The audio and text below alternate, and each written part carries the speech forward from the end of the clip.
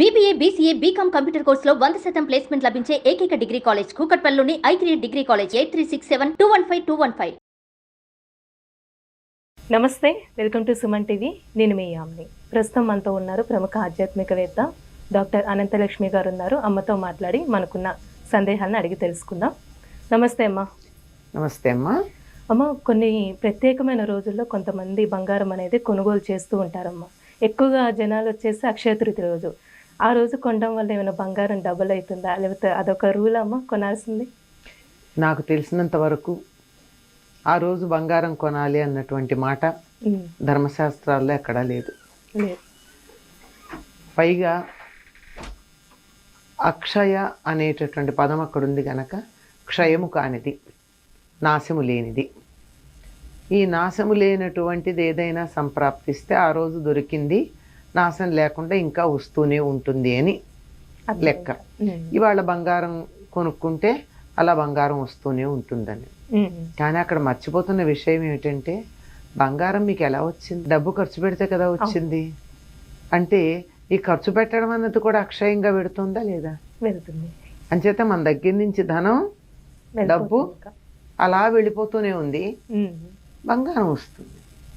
అది అక్షయ తృతీయ నాడు ఏదైనా సత్కార్యం చేస్తే ఫలితం అక్షయంగా ఉంటుంది అని చెప్పారు. అంటే మిగిలిన రోజున చేసిన దానికి ఇంత ఫలితం ఉంటే, అక్షయ తృతీయ నాడు చేసినటువంటి దానికి ఇంత ఫలితం ఉంటుంది. ఒకవేళ మనకి అనుకోకుండా బంగారం ఎవరైనా ఇచ్చినట్టయితే, మనకు అనుకోకుండా బంగారం లభించినట్టయితే, అది ఎప్పుడో రావాల్సింది రాక రాక ఆనాడు వచ్చినట్టయితే అదేమన్నా అక్షయంగా ఉండే అవకాశం ఉంది తప్ప, బంగారం కొంటే అక్షయ తృతీయ నాడు అలా అక్షయంగా బంగారం వస్తుంది అని చెప్పలేం. ఒకవేళ వచ్చినా అంత డబ్బు ఖర్చే అవుతుంది. కానీ అక్షయ తృతీయ నాడు ఏం చేయాలని చెప్పబడిందంటే, వేసవికాలం వస్తుంది కనుక చక్కగా గొడుగు, తెల్లని వస్త్రాలు, చెప్పులు, ప్రప ఇవి దానం చేయాలి. ప్రప అంటే చలివేంద్రం అంటారు. చలివేంద్రం తెలుసా? చలివేంద్రం అంటే చల్లని నీళ్లు పెట్టి ఉచితంగా అందరికీ నీళ్ళు ఇచ్చేది. ఇవి చెయ్యాలి. ఎందుకంటే ఇవన్నీ మనకి ఇవి చెయ్యడం వల్ల అక్షయమైనటువంటి ఫలితం ఉంటుంది. మామూలు రోజున ఒక గ్లాసులో మంచినీళ్ళు ఇచ్చిన దానికన్నా ఈనాడు గనక ఒక చలివేంద్రాన్ని ఏర్పాటు చేస్తే దానివల్ల అంతులేనటువంటి ఫలితం లభ్యమవుతుందన్నారు. ఎందుకంటే ఇదంతా రాబోయేదంతా వేసవికాలం. ఈ వేసవి కాలంలో అవతల మనుషులకి ఏం కావాలో అది ఇవ్వటం మంచిది. బంగారం దానం చేయడం కూడా మంచిది. అది కష్టమేమమ్మా. ఎందుకు కష్టమమ్మా? నాకు బంగారం కావాలంటే నువ్వు నాకు దానం చేసావు అనుకో, నీకు బోల్డ్ బంగారం వస్తుంది. దానం చేసినందువల్ల ఫలితం వస్తుంది. మామూలు అప్పుడు ఇంత ఒక గ్రాము బంగారం దానం చేస్తే ఎంత ఫలితం వస్తుందో, ఇవాళ 1 గ్రాము బంగారం దానం చేస్తే అక్షయమైన ఫలితం వస్తుంది. అది నీకు ఉపయోగపడుతుంది. నువ్వు నాకు ఇచ్చావు అనుకో, ఇవాళ నాకు బంగారం వచ్చింది కనుక సంవత్సరం అంతా వస్తూనే ఉంటుంది. ఇలా ఆలోచించాలి. కానీ ఆనాడు చేయవలసింది మాత్రం ఇదమ్మా. దానికి గాను ఏం చేయమని చెప్పారంటే, ఇంతకు ముందుగానే ఒక చల్లని ఒక నీటి కుండ, నీళ్లు పట్టే కుండ కొని దానిలో ఈ 2-3 రోజుల పాటు నీళ్లు పోసి కడగాలి. ఎందుకంటే మట్టి కుండని వెంటనే వాడరు. అంచేత 2-3 రోజులు నీళ్లు పోసి కడిగి శుభ్రం చేసి ఉంచి, ఇవాళ అంటే అక్షయ తృతీయ నాడు దాని నిండా సుగంధభరితమైనటువంటి నీటిని పోయాలి. అంటే యాలకు పొడి అలాంటివి, లేదా వట్టి వేళ్ళు అలాంటివి కొద్దిగా ఉపయోగపడతాయన్నవి వేసి ఆ నీళ్లు చల్లబడ్డాక పైన మూత పెట్టి, అది కుండతో మట్టి మూకుడే పెట్టి అది ఒక బ్రాహ్మణుడికి దానం ఇచ్చినట్టయితే అంతులేనటువంటి ఫలితం లభ్యం అవుతుంది.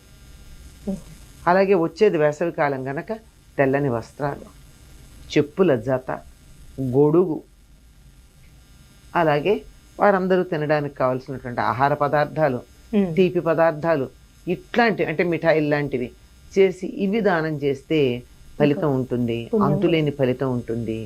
ఇదమ్మా అక్షయ తృతీయ గురించి మనకి పెద్దలు చెప్పినటువంటి మాట.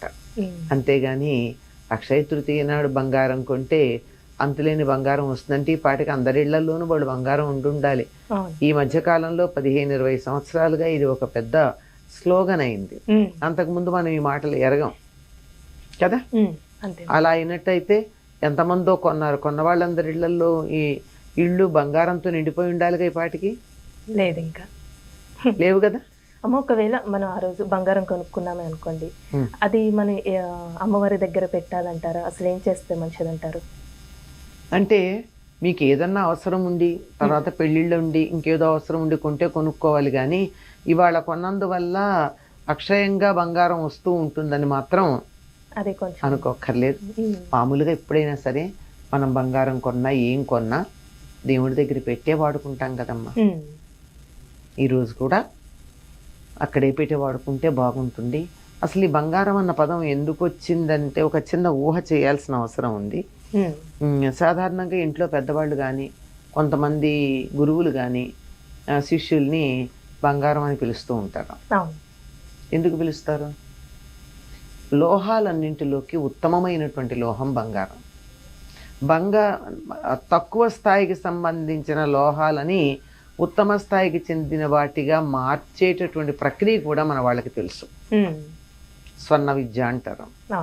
ఆ విధంగా ఇనప ముక్కల్లాగా ఉన్నటువంటి వాళ్ళందరూ బంగారంలాగా మారాలి అనే ఉద్దేశం ఇందులో ఉండుంటుంది తప్ప బంగారమే కొనాలి అనేటటువంటి ఉద్దేశం ఉన్నది అని అనుకోవడానికి వీల్లేదు.